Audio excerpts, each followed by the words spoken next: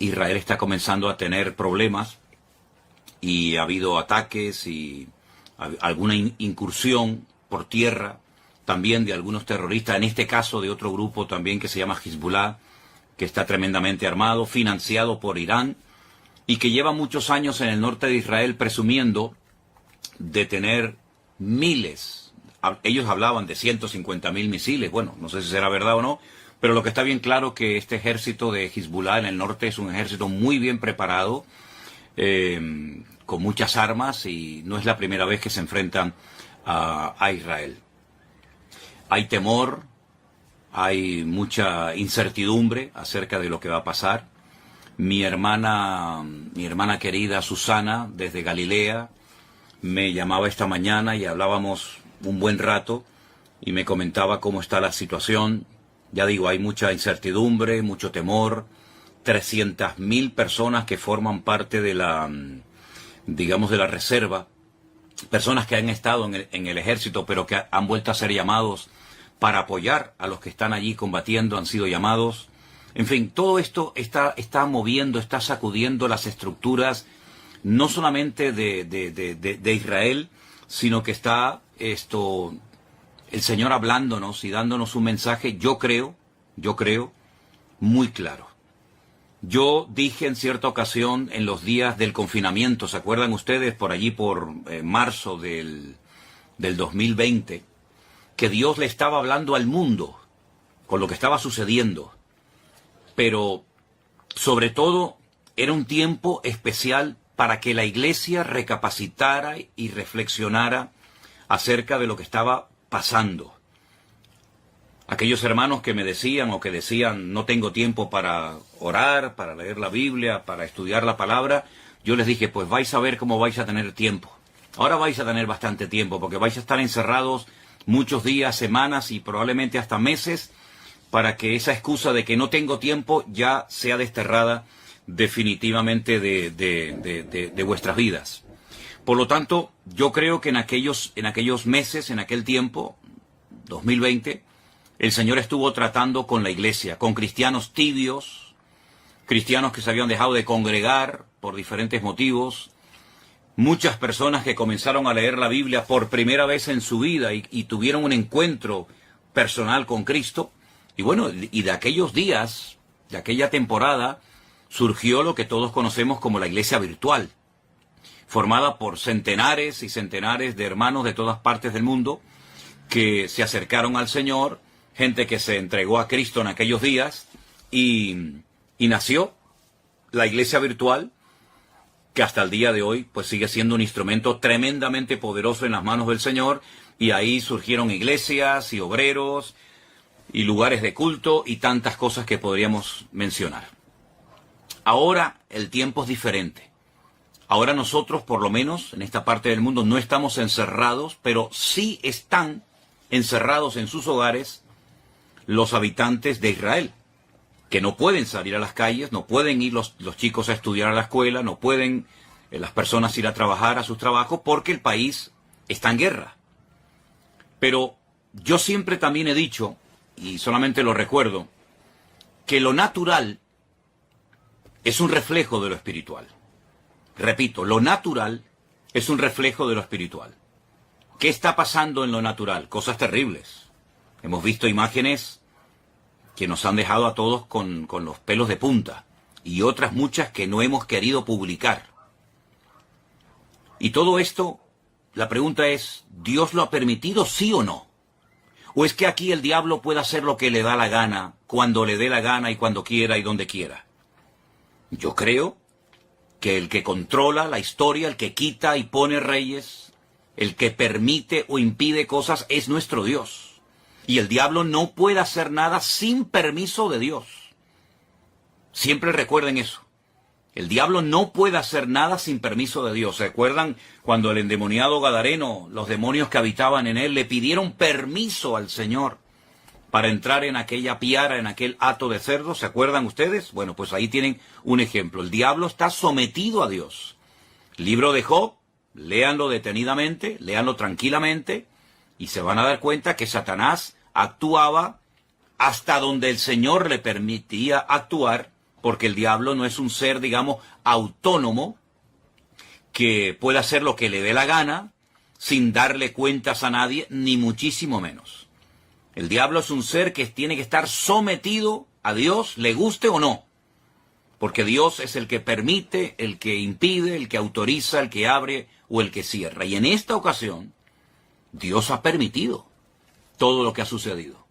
Claro, algunos dirán, bueno, pero yo no creo en eso. Es que, lo he dicho muchas veces, lo que usted crea o lo que usted opine no va a cambiar la esencia de Dios.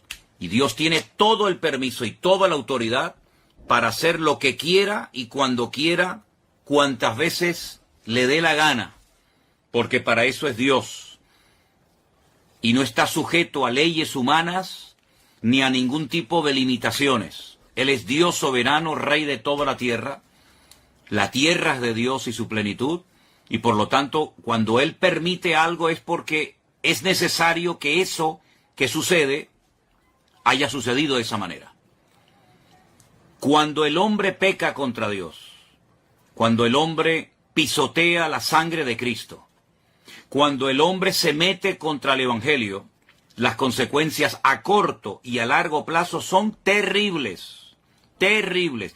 Yo estaba ahora mismo hablando con unos hermanos de Jerusalén, donde me acaban de decir hace un instante que hace unos días, hace muy poco tiempo, en la ciudad de Haifa, allí en Israel, pues fueron a evangelizar, a hablar de Cristo. Miren qué delito, ¿no? Tan grande, ¿no? Todo el mundo puede manifestarse, pero parece ser que en Israel, hoy por hoy, a los misioneros, a los hermanos que salen a las calles, en un país, dicen, 100% democrático, pues parece ser que unos tienen más derechos que otros. Y esa es la cruda realidad.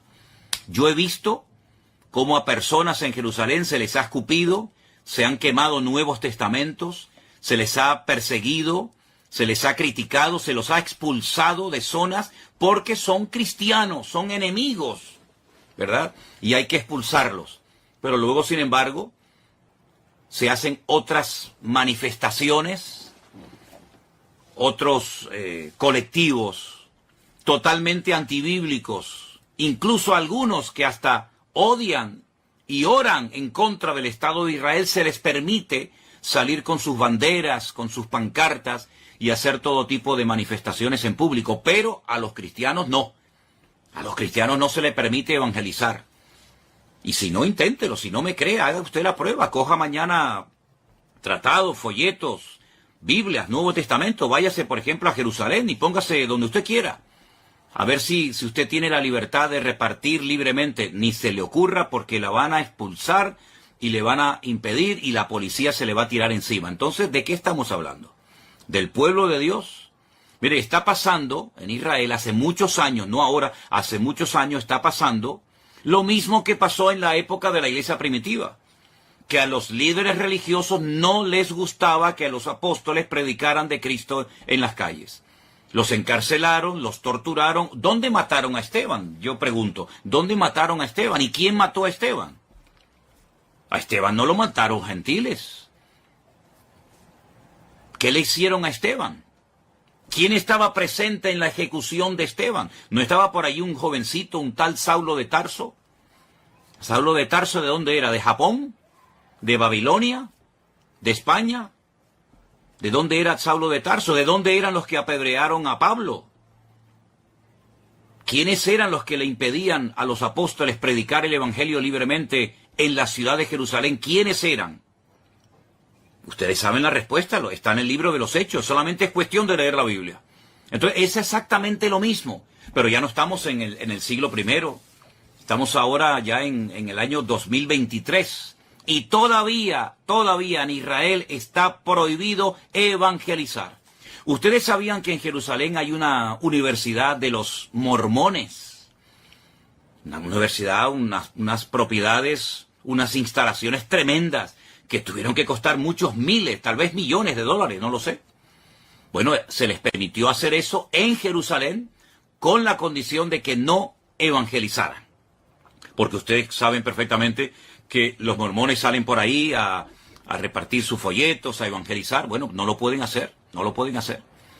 Entonces, no me vengan a mí ahora que Dios tiene que respaldar y tiene que bendecir y tiene que apoyar a un pueblo que prohíbe la predicación del Evangelio, que prohíbe la predicación del Mesías en el cual creemos los cristianos. Nadie está obligado a creer en el Mesías de los cristianos, nadie está obligado, pero se supone que en un país libre, en un país democrático, uno puede hablar de lo que quiera, se supone. Como también en la democracia en España se supone que se pueden decir y hacer ciertas cosas, pero a la hora de la verdad no es verdad, ¿verdad? Entonces, mis queridos hermanos, eso por una parte. Por otra parte, ¿en quién se está poniendo mayoritariamente? No digo en toda la población, pero ¿en quién se está poniendo fundamentalmente la confianza en este momento, en medio de este conflicto por parte de muchos habitantes de Israel? En un señor norteamericano que apoya a ciertos y determinados colectivos que todos sabemos cuáles son y qué es lo que pretenden, colectivos que precisamente interrumpieron una reunión de oración a judíos ortodoxos en Jerusalén, y esa reunión que se iba a celebrar en Jerusalén con el día y las festividades de Yom Kippur, etcétera, no fueron interrumpidas por extranjeros ni por cristianos. Fueron interrumpidas por judíos, habitantes de Israel, que se levantaron contra sus compatriotas a prohibirles que oraran, que leyeran la Torá, que hicieran teshuvá, y los que me están oyendo y son de allí sabéis a lo que me refiero, se les prohibió y se les expulsó. Donde se han hecho manifestaciones totalmente antibíblicas y ante los principios morales y espirituales de la colectividad religiosa de Jerusalén. ¿Dónde se han hecho esos desfiles? ¿No han sido en la ciudad santa de Jerusalén? Entonces, hermanos, cuando estas cosas ocurren, no ocurren por casualidad. Las cosas no ocurren porque al diablo se le ocurrió zarandear ahora a este país y no. Vamos a ver, las cosas ocurren con un propósito. Y ni una hoja de un árbol se mueve si no es con permiso de nuestro Dios. ¿Sí o no? ¿Cuántas veces lo hemos dicho? Que no se produce, no ocurre nada sin permiso de Dios. Y Dios ha permitido en este momento que se hiciera el ridículo y que la gente todavía, tanto en Israel como fuera de Israel, se estén preguntando, ¿pero qué ha pasado? ¿Qué ha pasado con el servicio de inteligencia tan poderoso que tiene Israel? ¿Qué ha pasado con los soldados? ¿Qué ha pasado? ¿Se han quedado dormidos? ¿Cómo es posible que más de 1000 terroristas se hayan infiltrado en territorio israelí y hayan hecho una masacre terrible que, aunque algunos políticos, incluida la vicepresidenta de nuestro país, de España, no ha querido condenar, y otros tantos políticos en su hipocresía y en su populismo, ¿verdad? Pues esto ha sido algo terrible. Esto me recordaba a mí a los tiempos bíblicos, cuando se peleaba contra filisteos y amorreos y aquellas matanzas y aquellas cosas terribles que nos cuenta la historia. Pues lo hemos visto hace unos días en televisión, como centenares de personas corrían despavoridas como conejos asustados por el desierto del sur de Israel y eran como presas de caza disparándoles a discreción, a diestra y a siniestra, y hemos visto cosas que ni siquiera quiero mencionar. Hermanos queridos, ¿es que acaso Dios se ha dormido? ¿Es que acaso Dios se ha olvidado de su pueblo? ¿Es que acaso Dios ya no recuerda sus promesas y sus pactos? Claro que los recuerda. El problema no es que Dios se ha olvidado de su pueblo. El problema es que su pueblo se ha olvidado de su Dios. Esa es la realidad. Ahora bien, para los cristianos que dicen, bueno, este es un tiempo de prueba para Israel, que son el pueblo de Dios, yo quiero hacer un pequeño alto en el camino y preguntarles a todos ustedes, y veo que hay muchísima gente conectada, no sé exactamente de dónde, pero bueno, eso es ahora mismo lo menos importante. Yo les hago una pregunta. ¿Conocen ustedes ese versículo del Nuevo Testamento? No del Antiguo Testamento, del Nuevo Testamento que leen millones de cristianos todos los días, pastores, evangelistas, maestros, etc. Ese versículo que dice, Vosotros sois real sacerdocio, pueblo santo, adquirido por Dios. ¿Se acuerdan ese versículo? ¿Saben, verdad? ¿Dónde está? Y todo, ¿verdad?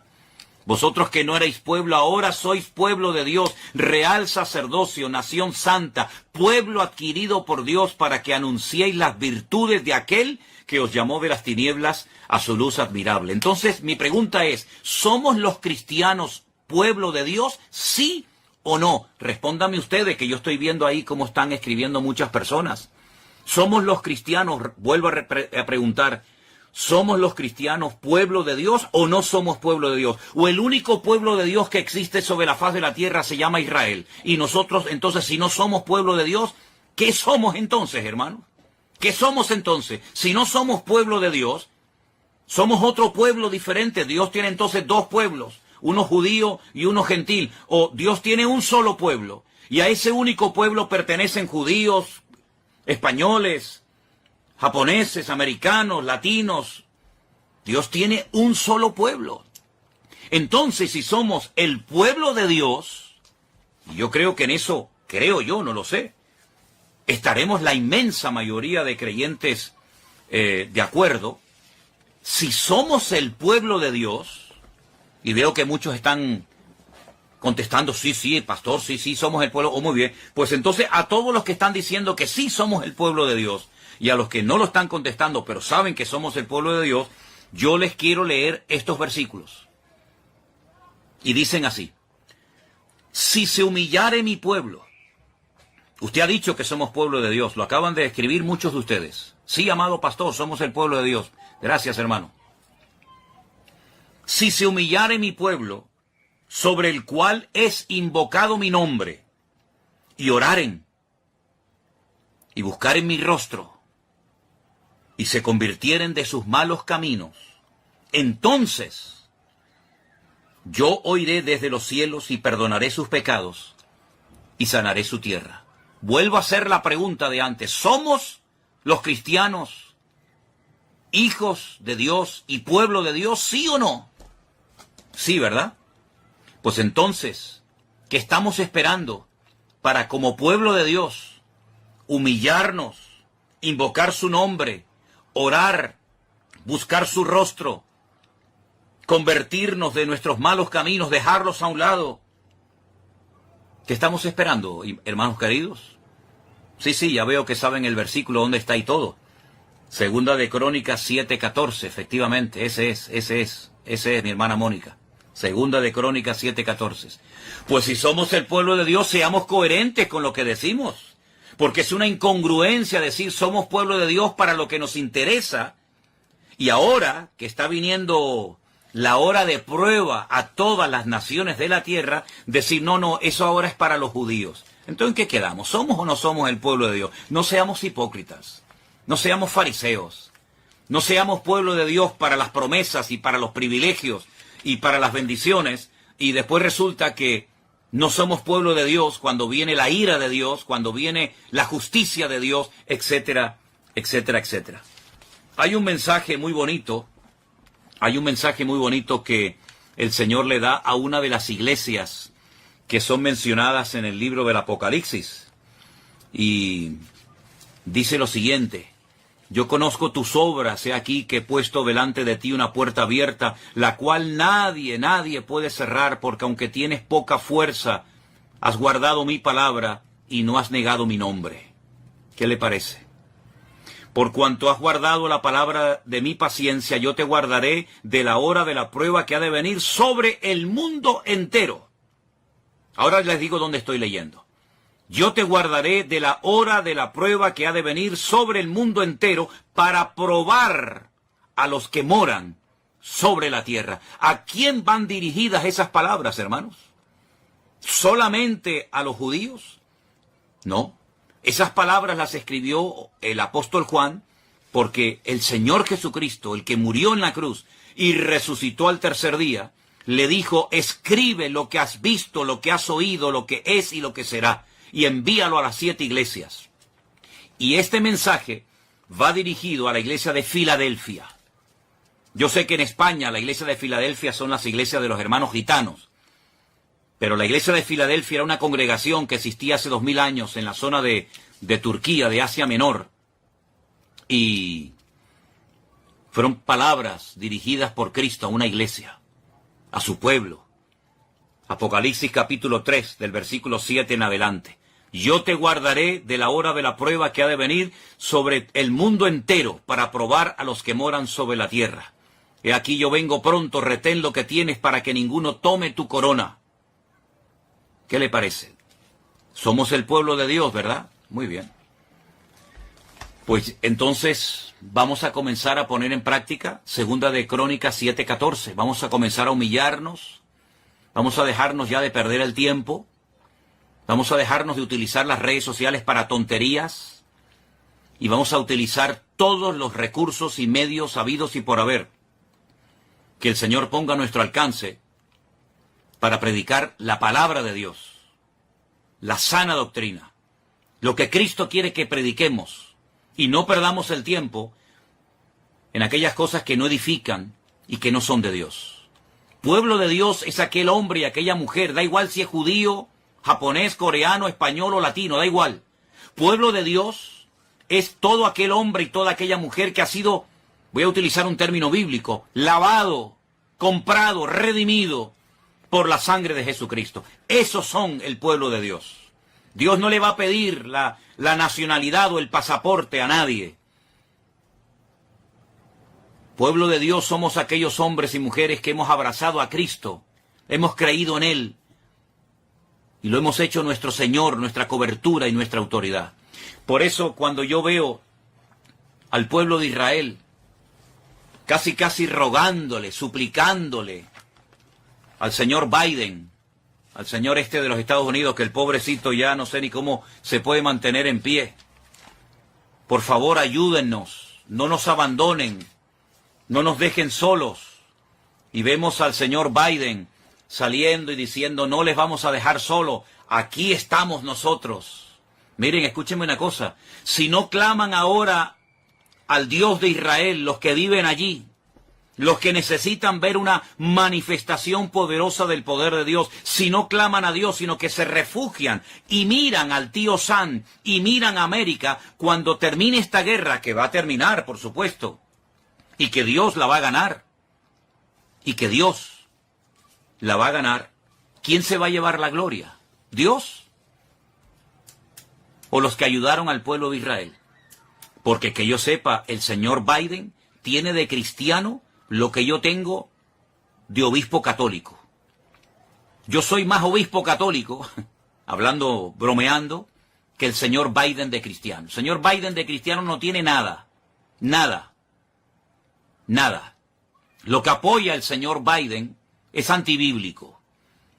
Y ahora poner la confianza en el todopoderoso tío Sam, creyendo que ellos le van a salvar. Qué error histórico tan grande está volviendo a cometer, y con todo el dolor de mi alma tengo que decir, qué dolor tan grande me produce que el pueblo de Israel, el pueblo de la Biblia, el pueblo de las promesas, el pueblo de los apóstoles, el pueblo del Mesías verdadero, el pueblo de los profetas, tenga que mirar al hombre, cuando la palabra de Dios dice, maldito el hombre que confía en el hombre. Más bienaventurado el hombre que confía, o el pueblo que confía en el Señor Dios Todopoderoso. Miren, yo les voy a pedir a los que quieran un favor. Yo voy a pedirles que ustedes lean detenidamente el capítulo 14, el capítulo 15 y el capítulo 16 de Segunda de Crónicas. Repito, capítulo 14, capítulo 15 y capítulo 16 de Segunda de Crónicas. Lean detenidamente el reinado del rey Asa, hijo de Abías. Lean detenidamente, y parece que estamos leyendo el periódico de hoy.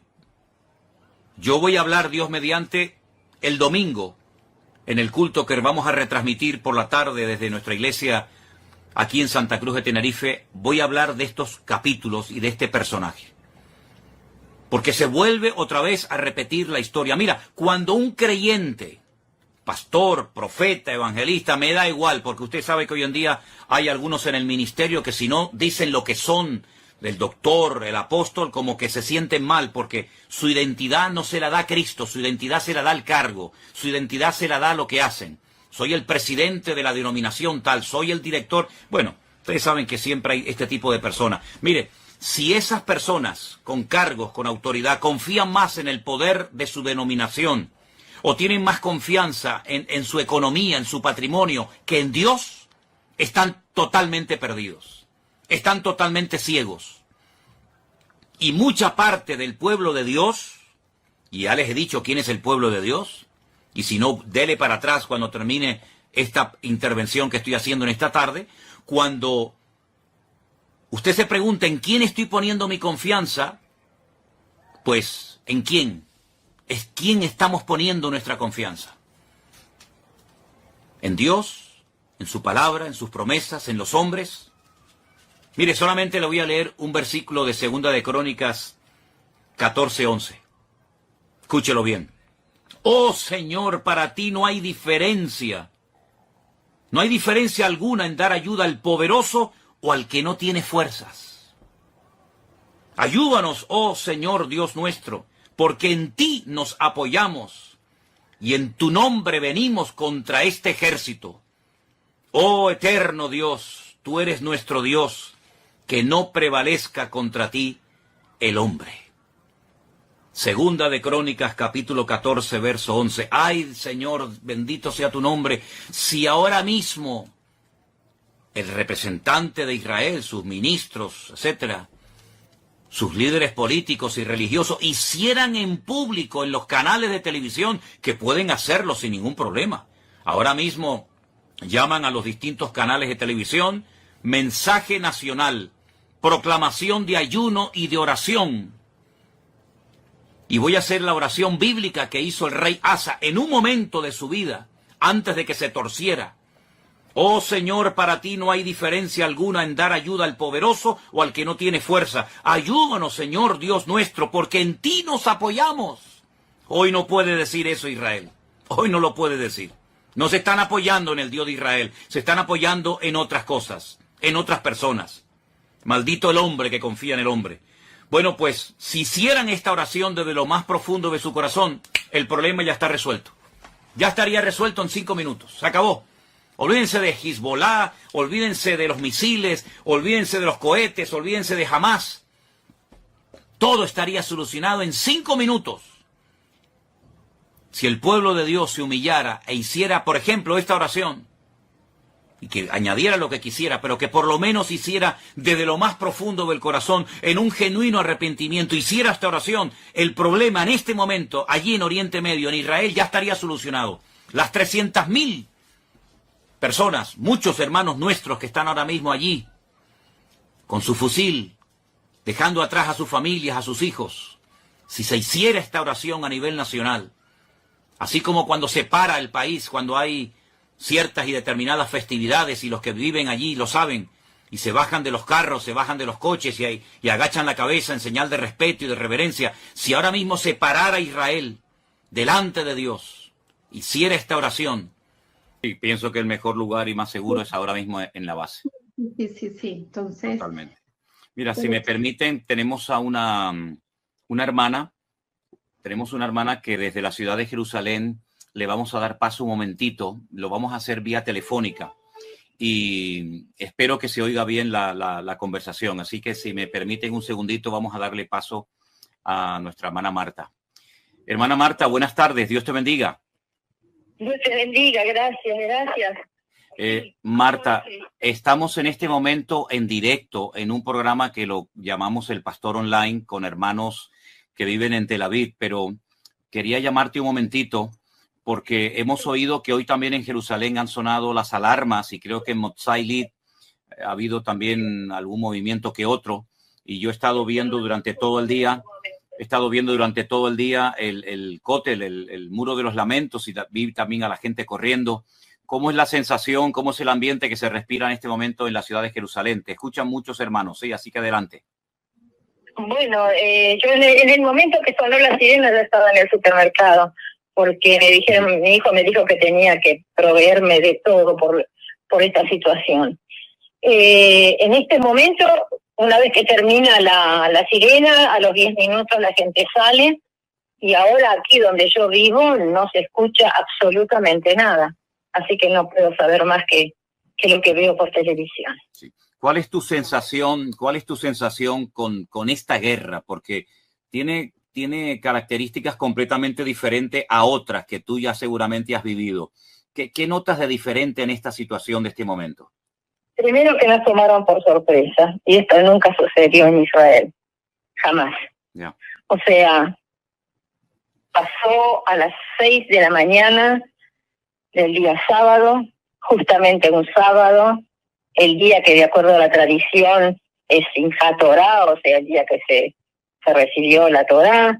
Fue un día muy especial, exactamente lo que pasó hace 50 años con la guerra de Yom Kippur.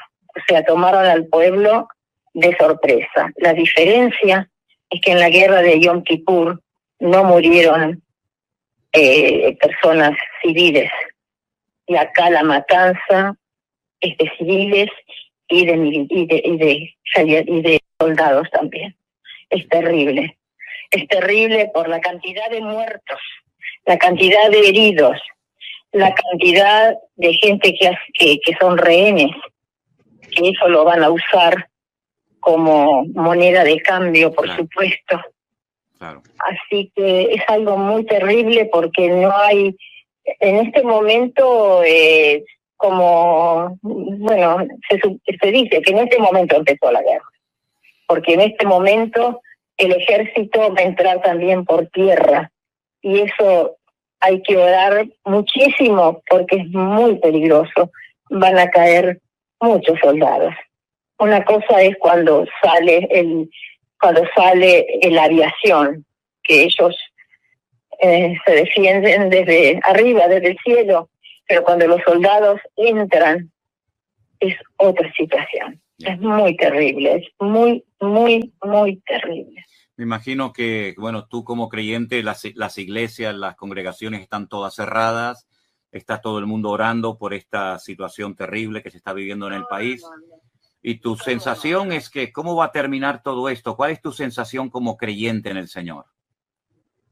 Bueno, si yo miro la historia en la Biblia, siempre Israel levantó su cabeza, siempre, porque el Señor le levantó la cabeza a Israel. Israel no va a caer, por más, ya desde la salida de Egipto hasta ahora, es simplemente una continuación de intentos de hacer desaparecer al pueblo de Israel. Pero eso no va a suceder. O sea, el precio es altísimo, altísimo, pero Israel no va a caer. Ahora, si hasta ahora yo vi que en todos los países estaban a favor de Israel, y en la Torre Eiffel prendieron las luces con los colores de Israel, y lo hicieron en Italia, y lo hicieron en España, y en Argentina, y todo eso. Pero ahora que el ejército entró a Gaza, la situación va a ser distinta. Van a volver a decir todo lo que dicen constantemente, que nosotros somos más poderosos y que nosotros matamos en forma indiscriminada. Yo estoy esperando escuchar las noticias, eso es todo. Estoy esperando escuchar estas noticias, lamentablemente. Ya. Marta, yo te agradezco muchísimo que nos hayas dado un poquito de tu tiempo, y bueno, sabemos que estás desde la ciudad de Jerusalén, te mandamos de verdad muchos saludos. Hay muchísimos hermanos que están orando, puedo hablar de miles, sé de miles de hermanos que están orando. Muchísimo ánimo, me imagino que no es agradable toda esta situación, pero quiero que sepa que no están solos, estamos con ustedes, ¿sí, hermana? Muchísimas gracias, que Dios los bendiga a todos, cada uno de ustedes. Muchas gracias por las oraciones. Un beso, Marta, bendiciones. Chao, chao. Chao, chao. Bueno, ahí teníamos unas pequeñas palabras que nos decía nuestra hermana Marta desde Jerusalén, una hermana que lógicamente pues también está viviendo toda esta realidad, todas estas cosas tremendas, ¿no? Que tomó por sorpresa a mucho pueblo, a mucha gente del país. Pero Adolfo, a mí me gustaría que ahora ya recurriéramos a la palabra de Dios, a la Biblia, porque yo justamente estaba leyendo hoy, como te dije, el capítulo 36 del profeta Ezequiel, y hay unas palabras que dicen lo siguiente. Estamos en el capítulo 36 de Ezequiel, el verso 22. Dice, yo no lo hago por vosotros, oh casa de Israel, sino por causa de mi santo nombre, el cual profanasteis vosotros entre las naciones a donde habéis llegado. Después, a continuación, desde el versículo 23 en adelante, se dice lo que Dios iba a hacer. Por ejemplo, yo os tomaré de las naciones, os recogeré de todas las tierras, os traeré a vuestro país, esparciré sobre vosotros agua limpia, os daré un corazón nuevo, pondré mi espíritu dentro de vosotros, habitaréis en la tierra de vuestros padres, etcétera, etcétera. Y nuevamente vuelve el Señor a recordar en el verso 32 lo siguiente. Dice el Eterno, el Señor, no lo hago por vosotros, sabedlo bien, avergonzaos y cubríos de confusión por vuestras iniquidades, oh casa de Israel. Ok, si digamos que en 1948 Israel se constituyó nuevamente como el Estado moderno de Israel, y esta promesa, digamos que se cumplió, ¿verdad? Porque volvieron de muchas naciones, se formaron como nación, ya están en su tierra desde hace ya, creo que 70 años. ¿Qué pasa ahora con la situación espiritual de Israel? Porque debería ser, digo yo, el pueblo más agradecido y más cerca de Dios que ningún otro pueblo sobre la faz de la tierra. No solo por lo que Dios hizo en el pasado por ello, lo de Egipto, el retorno del cautiverio, los milagros, sino por este milagro tan espectacular de levantarse, ¿no? De constituirse como pueblo de Dios, de vencer un montón de veces a los enemigos, de duplicar su tierra. Pero en este momento parece como que la situación ha cambiado. ¿Qué lectura bíblica, espiritual tú haces de esta situación actual del pueblo de Israel? Adolfo, por favor. La lectura que yo hago es la siguiente. Yo puedo guiarme por las noticias, puedo guiarme como se guía pues la mayoría de gente que vive fuera de Israel y ver que en este pueblo se están realizando unas protestas y que se está practicando unas por el gobierno y que estamos de acuerdo y que la democracia y en fin, eso también ha sido manifiesto en las naciones. Pero cuando empezaron, por ejemplo, yo no sé si ustedes lo sepan, la mayoría lo sepan, lo deben saber, Tel Aviv es la capital mundial del orgullo gay. Uh-huh. Una semana o 15 días antes de que se celebre, esto lo estamos celebrando desde hace muchos años, es un martirio para mí, para mí y para muchas personas es un martirio saber vivir por una de las avenidas que son más concurridas aquí, que es Allenby, y es el desfile de banderas homosexuales. Es decir, en cada poste de luz hay una bandera. Entonces ustedes se pueden imaginar andar uno en el bus y ver solo ondeando banderas de esos. Yo cuando voy en el bus,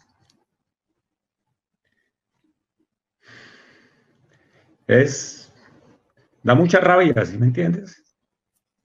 Y vergüenza. Y vergüenza con Dios, porque es que es la firma de Él. ¿Sí me entiendes? Y es el pueblo de Él. Entonces, cuando empezaron a pasar esas cosas, yo decía, esto no está bien, es decir, no podemos permitir que esto pase. Pero entonces empezaba yo a cuestionarme y decir, pues en la pequeña congregación que nosotros tenemos y tenemos muchos amigos cristianos, y yo les decía, esto no está bien, es decir, por lo menos oremos o hagamos alguna cosa. Ok. Adicionalmente a eso, empiezan a haber las protestas en donde se ondean las banderas, es decir, no sé por qué el pueblo de Israel mezcla democracia con banderas de orgullo homosexual. Esa vaina yo no la entiendo. Pero en todas las protestas ustedes pueden ver que se ondean esas banderas como queriendo ofender, ¿sí me entiendes? Se hace con ese propósito. Adicionalmente a eso, en este gobierno está dividido en dos. La parte que está gobernando, que es la de Benjamín Netanyahu, se adicionó a la Torá, es decir, todo lo que es el partido de la Torá, y resulta que así nos guste a nosotros o no nos guste, este país fue constituido como el Estado judío de Israel. Entonces se supone que en el Estado judío de Israel, pues se practica el judaísmo, ¿sí me entiendes? Claro. Entonces, cuando se decretó que este iba a ser un país para judíos, se iban a permitir pues las cosas judías. El último Yom Kippur, que fue hace 8 días, el pueblo judío lo que hizo fue, en una sinagoga que se establece en un punto céntrico de Tel Aviv, que es el Kikar Dizengoff, se prohibió la oración y la gente se fue en contra, es decir, lo sacaron casi que a patadas a los rabinos, lo sacaron a los empujones y les decían, nosotros no queremos esto aquí. Es decir, que los que piden respeto no respetaron a gente que quería orar en ese día tan emblemático en Israel, ¿no? Obviamente en las sinagogas, como todos lo saben, está separado el lugar de los hombres y el lugar de las mujeres. En toda sinagoga en el planeta es así. Ajá. Y ese fue el argumento que ellos dijeron. Ustedes no pueden separar aquí porque en el caso de que quiera entrar un homosexual al lado, entonces ¿qué vamos a hacer? Obviamente les saltaron los rabinos y les dijeron, no, aquí no entran homosexuales porque esto es judío, esto es claro. Judaísmo. Y se lo vinieron encima y les dijeron que eso era discriminatorio, que, eso no, que ellos no querían. Es decir, que el pueblo de Israel no quería eso. Eso fue un acto antisemita en cualquier lugar del planeta se hubiera catalogado así. Pero en el día de Yom Kippur, en el día del arrepentimiento, el día más sagrado del pueblo de Israel, que hagan eso el mismo pueblo de Israel, es decir, que lo hagan hecho los chinos, que lo hayan hecho los musulmanes o que lo haya hecho cualquier otro pueblo, allí venga, pero hacerlo el mismo pueblo de Israel, y los que están haciendo las protestas es el mismo pueblo de Israel. Y no conformes con eso, nosotros decimos, sí, el sábado fue un día complicado, muy complicado, pero lo que parece que casi nadie en las redes pasa es que ese día, en la frontera, por donde entraron las personas, se estaba realizando una fiesta. Es una fiesta que da tristeza. ¿Tú la publicaste ayer? Estamos hablando de una fiesta en donde habían 2.000 personas saltando. Es decir, yo fui joven también y tuve mis arrebatos. Vete a una fiesta y haz lo que quieras en la fiesta. Vete para la playa y haz con tu cabeza lo que quieras. Pero ¿por qué el día de Simchat Torah, otro de los días más sagrados del pueblo de Israel, se van a la frontera con Gaza, celebrar el día de la paz y el amor, y levantan un culto a Buda? Estaba averiguando, la estatua que tenían de Buda era suficientemente grande para que todo el mundo supiera que estaba haciendo un culto a Buda. En ese momento, cuando tú ves agresión tras agresión y lees la Biblia, eso ha pasado, no es la primera vez que pasa. No es la primera vez que pasa. Hasta que el Señor dice, no más, no más. Es como si el Señor en ese momento hubiera dicho, eso está en Romanos 1. Para nosotros está en Romanos 1 y para el resto de la Biblia está en Deuteronomio las condiciones de las bendiciones y las maldiciones. Si ustedes me dejan, si ustedes no me dejan. Yo creo que todos nosotros conocemos un texto muy, muy claro y es más, en muchas iglesias se predica, que es Segunda de Crónicas 7:14. Si mi pueblo se humillara, ¿sí? Yo la tengo por aquí. Sí. Si se humillare mi pueblo sobre el cual mi nombre es invocado y oraren y buscaren mi rostro. Ahí está un disco lo más de bonito al respecto, ¿sí? Pero déjame leerte lo que dice del verso 19. Pero si ustedes se vuelven y dejan mis estatutos y mandamientos que he puesto delante de ustedes y van y sirven a otros dioses ajenos y los adoran, yo los arranco de mi tierra que les di, y esta casa que he santificado a mi nombre, yo la arrojaré de mi presencia y la pondré por burla y escarnio de todos los pueblos, y esta casa que es tan excelsa será espanto de todo el que pase y dirán, ¿por qué ha hecho Jehová a esta tierra y esta casa así? Y responderé, por cuanto dejaron a Jehová Dios de sus padres, que los sacó de la tierra de Egipto y han abrazado dioses ajenos y los adoraron y sirvieron, por eso ha traído todo este mal sobre ellos. Entonces, permíteme, Adolfo, una pregunta. Es decir, ¿tú consideras que cualquier otro pueblo de la tierra no es que esté bien, pero cualquier otro pueblo de la tierra puede hacer cosas similares o peores que las del pueblo de Israel, y digamos como que no es lo mismo que lo cometa un pueblo que ha sido escogido por Dios, que conoce perfectamente cuáles son las prohibiciones y las limitaciones de Dios en su palabra, en la Torá, de la cual tanto presumen, y que todos estos actos han sido no un acto de democracia y de libertad, sino una auténtica provocación contra el Dios de Israel, que dicho sea de paso, es el dueño de la tierra de Israel. ¿Es así?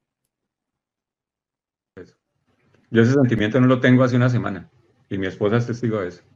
Es más, hay muchas personas que conmigo no están de acuerdo. Seguro. Hay muchas personas que a mí me dicen, usted no puede echarse en contra así del pueblo de Israel. Yo les digo, es que yo no me estoy echando en contra del pueblo de Israel. Yo lo que estoy es leyendo la Biblia. Es decir, yo no... Es que es tan raro que un cristiano lea la Biblia. Porque lo que yo veo ahí es lo que está pasando aquí. ¿Sí me entiendes? Lo que yo veo aquí es el pueblo de Israel, y nosotros podemos hablar del pueblo de Israel como los datís, los religiosos, pero es que los otros también son pueblo de Israel, porque uno los ve protestando con la kipá. Entonces son pueblo de Israel. ¿Sí me entiendes? Tú los ves en la protesta con la kipá. Entonces ellos no niegan que son el pueblo de Israel. Tú los ves en la fiesta. Yo estoy seguro que en la fiesta había gente con kipá.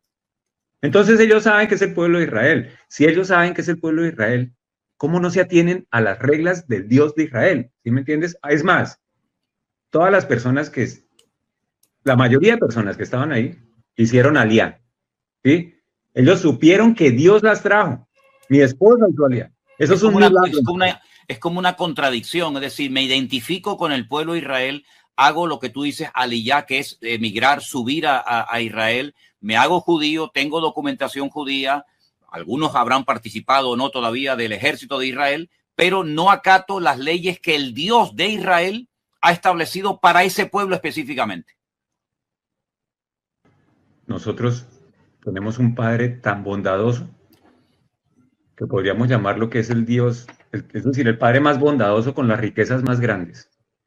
Y volvemos otra vez, el pueblo de Israel, a reclamar las riquezas sin pensar en una cosa, que esto no se trata, Manuel, hazme un favor. Yo tengo una Biblia ahí en el cuarto donde duermo. Déjame, yo te voy a mostrar algo.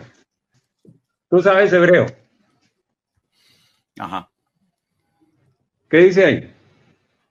Sí, Sefer Haberit, o sea, Haberitot, el libro de los pactos. Sefer Habretot. Haberitot. El libro es de pactos. Exacto. Nosotros estamos acostumbrados a decir el Antiguo Testamento y el Nuevo Testamento. ¿Sabes por qué? Porque nosotros somos unos hijos. ¿Tú sabes qué pasa cuando se muere un papá que tiene mucha plata? ¿Los hijos cómo se reparten la herencia? Con el testamento. Nosotros a estos libros no deberíamos llamarlos herencia. Nosotros a estos libros deberíamos llamarlos así. Pacto. Porque Dios hizo un pacto con nosotros.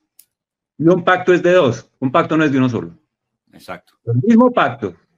Cuando Dios los trajo aquí, Dios los trajo con unas condiciones, que fueran su pueblo. Ellos se revirtieron de ser su pueblo.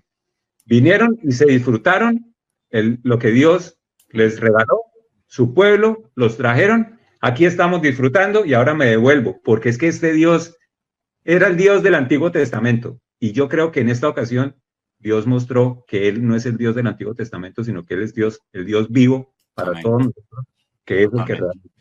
Digamos que una cosa es hablar y predicar e incluso hasta abusar del tema del amor de Dios, y es verdad que Dios es amor, pero a veces nos olvidamos de que ese Dios de amor, ese Dios misericordioso, ese Dios de Israel, mandó un diluvio, mandó destrucción a Sodoma y Gomorra, permitió que destruyeran el templo de Jerusalén y arrasaran con la ciudad de Jerusalén, perdiendo la vida a miles de habitantes con Babilonia. Lo hizo también, lo permitió también en la época del Imperio Romano. Es decir, que parece como que Dios tiene que aguantar todo y nos olvidamos lo que dije antes, que Dios es el dueño de esa tierra y Él es el que pone las condiciones, y cuando el pueblo abusa de la generosidad, de la misericordia, de la gracia de Dios, tiene tarde o temprano que asumir las consecuencias. Entonces, esto es mucho más que un fallo de la inteligencia. Esto es mucho más que un despiste, digamos, de los soldados, entre comillas. Esto es una consecuencia, como tú estás tratando de enseñar, del pecado, del desorden y del abuso de la misericordia de Dios. Y lo que lo respalda es que en este momento ustedes pueden mirar las noticias y para todos, hasta para nosotros, para Paula, para mí, nosotros, no sabemos qué pasó. Nadie sabe qué pasó. Nadie sabe. En este momento, en un día, yo les puedo decir a ustedes algo. Dios estableció este país en un día. Y el único que podía hacerles la vergüenza que es en este momento el pueblo de Israel en un día, era Dios. En este momento la vergüenza delante de todo el planeta es el ejército de Israel. Porque en este momento hay fotos de 300, bueno, digamos que han entrado 300 con banderas en los tanques de Israel, con banderas, se tomaron estaciones del ejército de Israel, arrancaron niños, mujeres, se los llevaron de aquí. No dice la palabra que los arrancaré de su tierra, los arrancó de la tierra y en este momento hay alrededor de 150 secuestrados en Gaza. Que ya, Manuel, esos secuestrados, está muy complicado rescatarlos de ahí. En este momento el pueblo de Israel no sabe ni siquiera qué hacer. Entonces, la vergüenza, y yo lo digo con mucho amor, parece como si estuviera, me da mucha tristeza, porque esto no es de hace, esto que pasó ayer se venía fraguando desde hace más de 2 años. Claro. El pueblo, no quiero, hasta que el Señor dice, si no quiere, yo lo que, en palabras mías, lo que pasó el sábado fue, ¿ustedes quieren hacer lo que quieran? Sí, listo, yo los dejo hacer lo que quieran. Pero no aquí. No, yo los dejo hacer lo que quieran, pero a sus vecinos de casa también los voy a dejar hacer lo que quieran. Claro. ¿Y los dejó? Mira, ¿Sí? una pregunta, porque esto económicamente también va a tener una repercusión, porque ustedes, por ejemplo, llevan encerrado en casa días, no han podido ir a trabajar, los niños no van a la escuela, las fábricas están cerradas, etcétera. Y el día a día, Paula, para el tema de alimentos, para poder salir a comprar, ¿es posible? ¿Cómo lo arreglan ustedes como ama de casa, Paula? ¿Cómo hacen? ¿Tienen suficiente comida en la casa? ¿Pueden salir? Cuéntanos un poquito. Bueno, pues por ahora nosotros, gracias a Dios, siempre antes del fin de semana hacemos el mercado de la semana. Entonces lo teníamos, el mercado de la semana. Aquí en el barrio hay una tienda aquí abajo, entonces lo que hemos necesitado así rápido, bajamos, compramos y volvemos y subimos. Ya. Me imagino que, pues porque no sé, no he salido, realmente yo no he salido. El que ha salido ha sido tú. No sé si los supermercados, me imagino que están abiertos normalmente, pero pues por ahora tenemos lo necesario. Ya cuando empiece pronto a escasear es que vamos a saber cómo está la situación de ir al supermercado, pero creo que los supermercados normalmente están abiertos, se está utilizando mucho el sistema de domicilios. Ajá, sí. Entonces uno sí ve por las calles. Parecido a lo de la época del COVID, ¿no? Sí, estamos en algo así. Sí, entonces sí veo muchas personas que traen domicilios, pero pues por ahora, digamos, mientras no estén sonando las sirenas, pues, creo que todavía pues puede ir uno a las tiendas de los barrios, comprar, pero sí ya nos han llegado mensajes de que por favor tratemos de surtirnos porque probablemente haya cortes de luz, de agua, o sea, nos están advirtiendo que nos preparemos. Ya. Entonces, en todos los años que ustedes llevan en Israel, ¿cuántas, digamos, guerras o situaciones parecidas a esta habéis experimentado? Yo creo que como unas 4. No, parecidas a esta.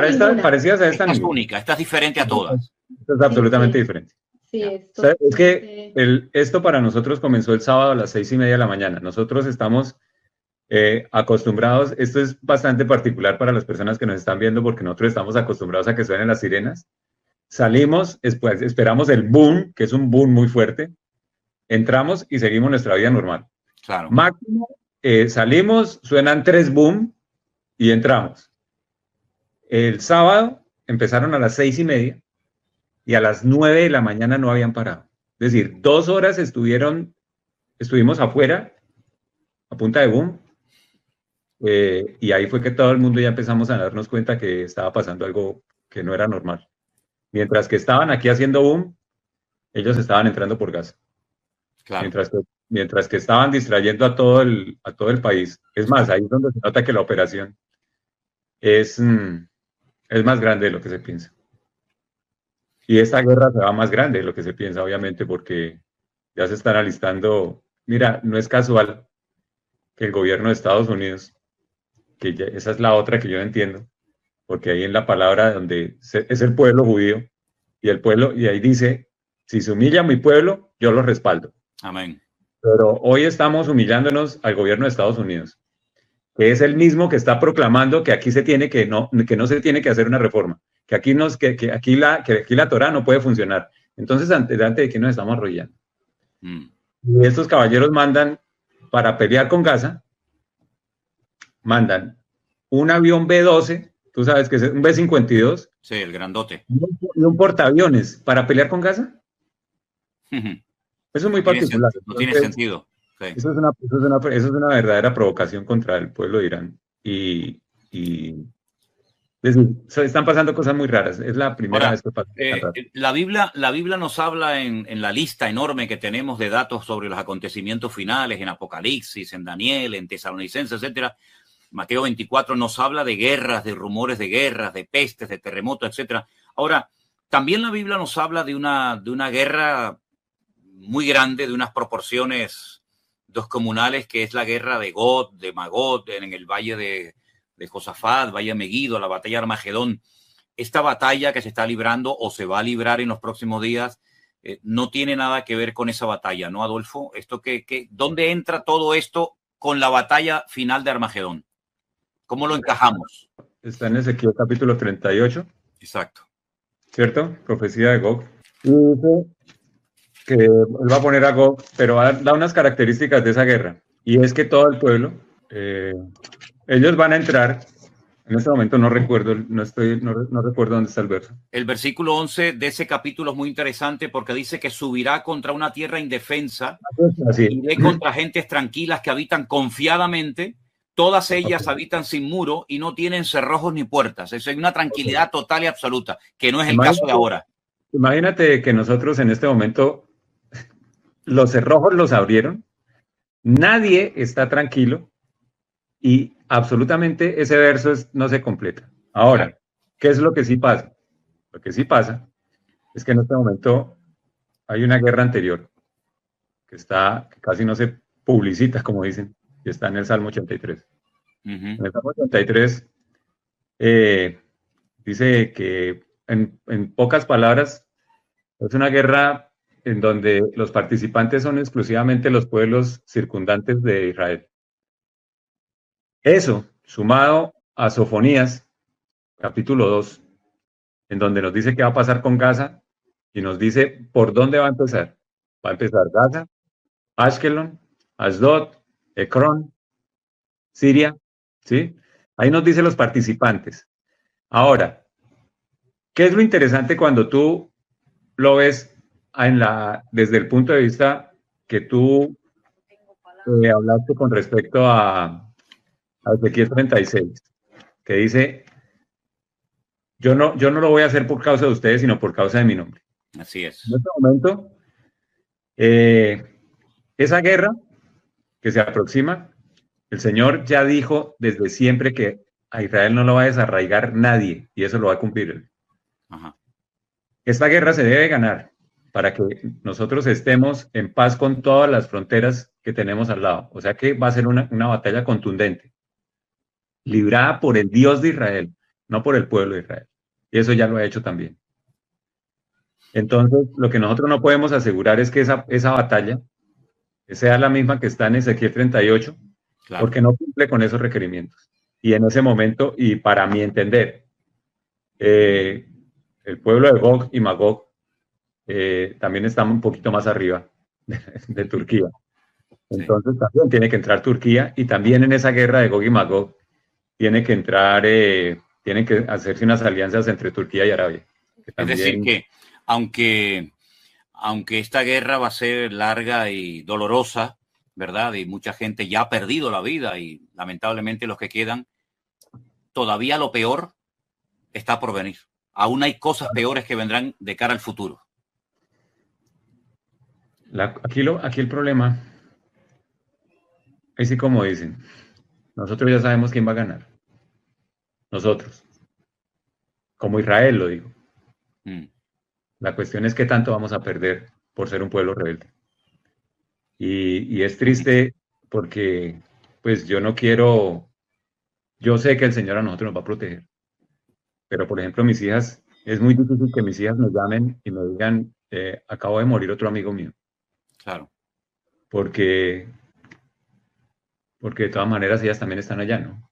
claro. Entonces, Es duro, es duro. el Señor lo que hace es cumplir su palabra, así nosotros estemos aquí. ¿Sí me entiendes? Es decir, el Señor no va a parar su palabra porque nosotros estemos aquí. El Señor no va a cambiar lo escrito porque Adolfo está aquí ni porque Paula esté aquí. Claro. El Señor, a Elías le tocó chuparse la sequía. ¿Sí me entiendes? Entonces, Así nosotros, es. a mí lo que me da es tristeza de que muchas veces es una impotencia de ver sufrir al pueblo y uno le dice, pero es que es más fácil arrepentirse y dicen, no, es que la culpa no es de nosotros. Has dicho algo muy interesante y muy profundo, ¿no? La victoria está garantizada, Israel no va a ser desarraigado de su tierra, la victoria es de Dios, por lo tanto también de nosotros, porque su victoria es la nuestra, pero lo que se pierde por la rebeldía se podía haber evitado si hubiera habido un genuino arrepentimiento delante del Señor, ¿no? Qué testarudo, qué duro es el hombre, ¿no? Que no termina de aprender las lecciones del pasado. Tengo un mensajito que quiero compartir rápidamente con ustedes. Es de unos hermanos que conocimos este verano aquí en Canarias, una familia que vino del norte de Israel, muy cerquita de la ciudad de Haifa, y nos han mandado este mensajito. Y voy a ponerlo para ver si se escucha bien. Espero que así sea. ¿Ok? Vamos a ver si lo podemos oír. Gracias, José, de verdad, a vos y a toda la familia. No tengo palabras que me hacen sentir y escuchar escucharte cómo emocionas a hablar, de verdad, es de persona a persona, de verdad, me hace tan bien en el corazón escuchar que hay gente de otros países que importa de nosotros, de Israel. Me emocionamos mucho, de verdad, y te agradezco que pensaste a nosotros, vos y toda la familia. Estamos igual vivimos en la norte, pero lo que pasa en Israel es como algo que nunca no pasó y estamos con mucho dolor, pero queremos estar lo más positivo posible para ir adelante y ganar y estar fuertes y intentar volver a vivir como dijiste y que Nenes juegue y que la felicidad de Israel vuelve. Y perdón que tardo en responderte. La verdad que hablamos acá un grupo de gentes que intentamos hacer videos que muestran la verdad a todos los países con muchos idiomas. Si podés, voy a compartir contigo algunos videos y fotos. Si podés mandar a amigos que también van a compartir en la Instagram y Facebook, va a ayudar mucho. Y queremos mucho también a ustedes y gracias a Dios que hay gente que entienden a nosotros y que ellos se han dado de Israel y ojalá que vamos a encontrar acá y festejar la vida. Muchas besos, muchas gracias y voy a mandarte algunas cosas y solo si podés compartir con gente, si que llega a la más gente posible, va a ayudar muchísimo. Muchas gracias. Yo tengo la sensación con todo esto, Adolfo, que lo mismo pasó cuando la pandemia, ¿no? La gente esperaba volver a la normalidad. Bueno, vamos a superar este virus, este problema, ahora vamos a superar esta guerra y vamos a volver otra vez a la vida, ¿no? Vamos a volver a disfrutar, vamos a volver a bailar, vamos otra vez a la vida loca, a estar tranquilos. Y bueno, todo el mundo quiere estar tranquilo y en paz. Yo creo que es un deseo de toda persona, digamos, normal y sensata, ¿no? Pero es que para tener esa paz, para tener ese respaldo de Dios y para estar tranquilos, físicamente, espiritualmente, etcétera, lo que tenemos que hacer es buscar a Dios. venid a mí los trabajados y cargados, que yo os haré descansar. Y tengo la sensación que todavía muchos no se han dado cuenta de que el único que puede traer verdadera paz es Dios, es nuestro Señor Jesucristo, el príncipe de la paz. Y por eso yo creo que el pueblo de Israel y las naciones de la tierra van a ser todavía más sacudidas todavía, porque no terminamos de aprender la lección. No es con espada, no es con ejército, es con mi Santo Espíritu.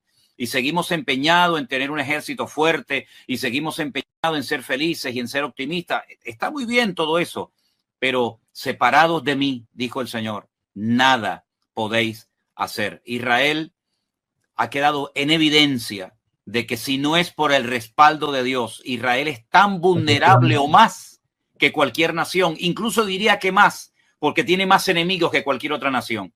Tiene enemigos externos y tiene enemigos internos. Por consiguiente, si no es por el favor de Dios, Israel ya a estas alturas no existiría. Entonces, separarse de Dios, perder la identidad como pueblo, olvidarse de los estatutos de Dios, querer ser como los demás, es el peor error que puede cometer Israel, porque Israel no debe ser como los demás, debe ser diferente. Y cuando pierde su identidad y cuando se olvida de Dios, mira, para mí hay dos grandes errores, Adolfo, que Israel puede cometer. Dividirse internamente, no estar unidos como una piña, que es lo que le da lugar al enemigo, y olvidarse de Dios. Cuando el pueblo de Israel se divide internamente y se olvidan de Dios, el pueblo de Israel es tan vulnerable como cualquiera. Por eso esta guerra es diferente a todas las que habéis tenido, porque en los años 60, pues era todo diferente. Pero ahora como que se han confiado, tenemos un ejército poderoso y a Dios no nos lo necesitamos absolutamente para nada. ¿Qué te parece? Yo te quiero decir algo. El pueblo de Israel retorna en el año 48 y el día siguiente el Señor hace el primer milagro. Exactamente. ¿Sí? Las guerras que ha tenido en este momento el pueblo de Israel han sido milagros, todas. Todas. La guerra de los 6 días es un milagro. El general Schwarzkopf, que fue el comandante cuando ingresó West Point, el comandante de West Point que entraron a Irak. Un tipo de inteligencia en guerra. Él dice, la única forma como ese pueblo ganó es por la intervención de ese Dios que ellos dicen tener. Porque no hay otra explicación. Así es. En arte de la guerra por la que ellos hubieran podido ganar. Ganan una, ganan otra, y date cuenta, fue la misma historia, porque cuando entraron la primera vez, les abrió el Mar Rojo, les dio de comer, les dio el maná, les hizo milagros, y después los otros llegaron y dijeron, no es Dios. Aquí nos pasó exactamente lo mismo, por eso te digo que esta historia no es nueva. Este es el Antiguo Testamento, pero ahora ya no es Antiguo Testamento, es el actual. El mismo pueblo cometiendo los mismos errores. Ahora, lo que yo te digo es, y con esto yo quiero, ahí sí como dicen, mandar un mensaje. Nosotros estamos hablando en este momento del pueblo de Israel, con un pueblo cuyo pacto todavía es el sacrificio de Yom Kippur. ¿Tú te imaginas qué hace el Señor cuando se rompe el pacto establecido con la sangre del Cordero que es su Hijo? Nosotros no podemos echar eso a la caneca. Es el mismo Dios que está actuando aquí en Israel, es el mismo Dios que nosotros tenemos como Padre. Amén. Y como Señor. Y nosotros también tenemos un pacto. Y nosotros siempre nos pegamos de que Él hizo la parte del pacto. Conocemos perfectamente la parte que Él hizo del pacto, que fue morir en la cruz. Y la parte de nosotros, de la misma forma que el pueblo de Israel, yo veo muchas veces en mi vida propia, para no ir a acusar a nadie, lo veo en mi vida propia, menospreciando un pacto que yo debería estar respetando a rajatabla, porque Él lo que hizo, con la parte de Él, que ya la hizo, fue una